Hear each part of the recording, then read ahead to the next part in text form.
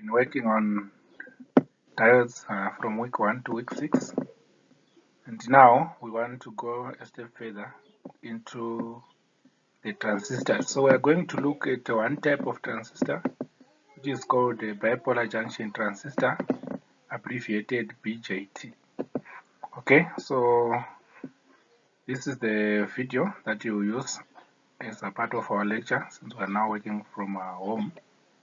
And also just bear with me when there are some disruptions and some sounds in the background, because we are working from home. But I hope everything goes on well, right?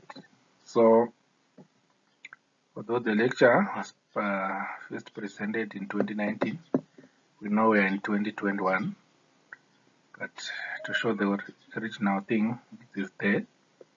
So I'm your guy, Gunda. So we look at transistors, switch and amplifiers as three terminal devices, but remember I said we're going to be focusing on the BJT, which is our transistor. So the transistor can be likened to a dam, the dam wall, which has some controls that will control the flow of water. Like it to the source, which is the reservoir side, where we have your water. Then we have the gate, which controls the amount of water that flows, and then the drain, that is maybe the spillway or the downside river where the water will be going. So again, this can be likened to our transistor. And you can also look at a laser where we have light coming in, right? Then it is controlled by the active region, and then it gives out controlled light, which is coherent light. Again, this is the same thing that our transistor will be doing, producing a controlled output from an uncontrolled input. Same as the heart, we are saying blood is coming from one side. Then we have our valve, which will open or close so that blood can flow to the vein. So this artery will be our supply side. The valve will control what happens there, and then blood goes through that. So again, that action is what we observe in our transistor, and we'll tell you which part corresponds to which action. Then also, the actual BJT now, it is three regions. It is the emitter region, the base region, and the collector region, right? So the emitter, that's where our charge carriers are coming from, and then they are controlled by what is happening at the base, and then it goes out to the collector, depending on whether it's PNP or NPN. Then that means our charge carriers can either be the holes or the electrons. Then also have a MOSFET. It's again a transistor, metal oxide semiconductor field defect transistor. Still the same action. We have the source, which is analogous to our emitter. Then we have the gate terminal, which is analogous to our base. Then the drain, which is analogous to our collector. Again, the movement of charge carriers will be controlled by the gate, which is also analogous to our base region in our BJT. Then we can always have an axonal conduction, where again we have ions moving from here. Then the channel controls the amount of ion that will pass to the other side. Again, that's the action that we observe in our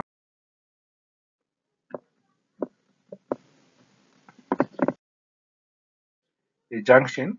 Then in our reverse bias condition, where the P is connected to the negative, then we have an increase in the depletion region, right? So this action will give us this forward bias region, and this action will give us the reverse bias region where the depletion layer is. So what do we do to produce a transistor? We take it as if we fuse it together two PN junctions or diodes. That means if you check what we have done, we have moved the N into the N so that we make a neutral N. So now we have a P, N, P structure. But then this is one PN junction. This is another PN junction. So you can take it as if now these are two diodes that have been connected together. So for us to be able to operate this in our levels, 0 which is off, 1 which is on, and then the amplifier region, there are ways of forward biasing this junction 1, junction A, and junction B, which will enable you to achieve those states. Right. So walls from region P, which is the emitter of the first PN junction, which is A, are driven by the forward bias of the first PN junction into the central N region. So this is positive, this is P. So this is forward biased, meaning to say our walls are moved towards the base region, which is the N region, right? Then on this side we have reverse bias, right? Meaning to say our N is connected to the positive and our P is connected to the negative. So this is reverse biased, right? So junction B is reverse biased. So this reverse bias now, what it means that is that it will also then drive our charge carriers, right? So this reverse bias will drive our charge carriers. So if charge carriers from here driven into the N region, right? Then after that, we have this negative and this positive there. So again, they're driven through that because of the reverse bias, right? So the first region is forward biased, right? The second region is reverse biased. So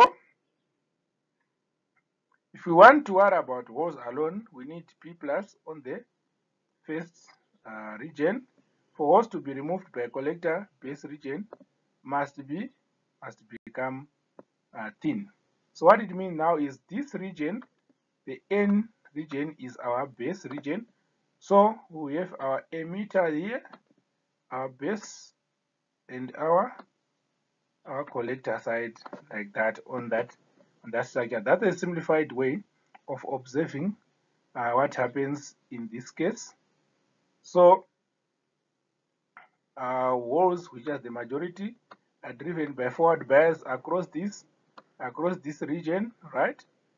Then the reverse bias on this area will tend to attract them further because there is an N here, so they are moved out of that, right? So the reverse is true if it was an NPN.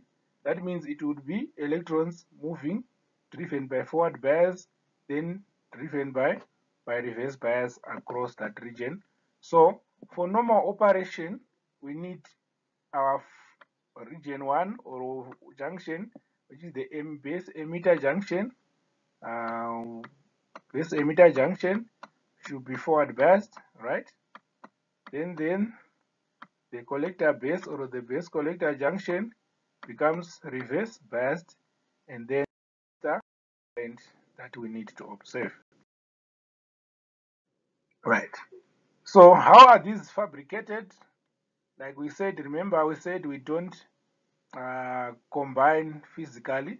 So we build a substrate, let's say a P region, then we build another substrate, then we are injecting, in this case that will be group 5. Here we are injecting group 3. We are also injecting group 5 there, so that here we form a smaller P region, an N region, a P region and an N region. Then around that we form another N region, right? And in that case, it will give us our PNP transistor, right? Where this will be our emitter P, our base N, and our collector will be P, right? So don't worry much about the fabrication of this transistor. But all we are saying is we have a substrate here, then we are building regions by controlled what? Ion penetration into those. So the active mode of the PNP transistor is the active mode which I've explained, whereby we are saying it's allowing current to flow but at a controlled pace. So we have a large injection of holes from the P side, right? Then most of the holes diffuse to the collector. Then the collector field drives holes far away where they can't retain thermionically, right? So what we are now saying is that our emitter injects holes there, then they are controlled in the base, and more of them will go into the collector there. Or it's a slightly abstract explanation, but again we'll go on to add the details so that you can understand what we're talking about here. So the active region now is that region between the 0 state and the 1 state, which I was saying the amplifying region. So in this 0 state, our transistor is off. That means even if you connect, it will not allow any charge to flow. On this one region, our transistor is on. That means it will allow current to flow. So here it's 0 current, here it's maximum current. Active region, this is the controlled region, whereby the biasing on the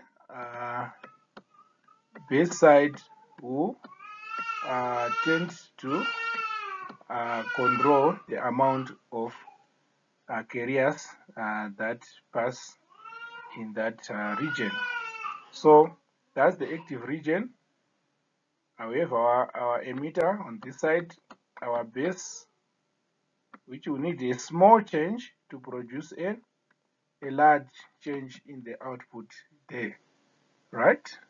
We'll also the region, but then in electronic terms, this will be the circuit symbol of our transistor.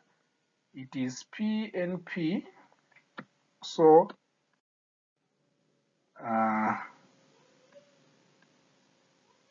PNP, let's see, right? Then it's NPN, sorry. So it's an NPN structure where our arrow, this arrow, will be pointing away from the base. Then the PNP, our arrow, will be pointing towards the base. So this is the circuit symbol of our transistor, the one in green. And this region with the base region, the emitter region, and the collector region.